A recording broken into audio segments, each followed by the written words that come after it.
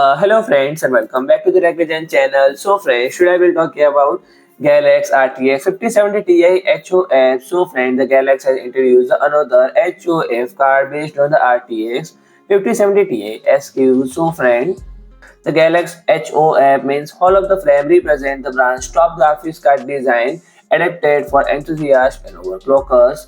And there are over engineered cards with a very specific design and purpose, and the HOF card have always been designed to break world record. The company had recently unveiled the RTX 5090 HOF design, more specifically the PCB design, as the air cooler was on the show. It and Garage usually ship the boards to overclock prior to launch. So friend, the specifically RTX 5070 Ti HOF model, there are actually two cards with the same design and nearly the same specification. GALAX launched up to 4 models and two of which usually had to detachable crown as an option, but it seems that the recently launched OC Lab Deluxe version has the crown added to both cards.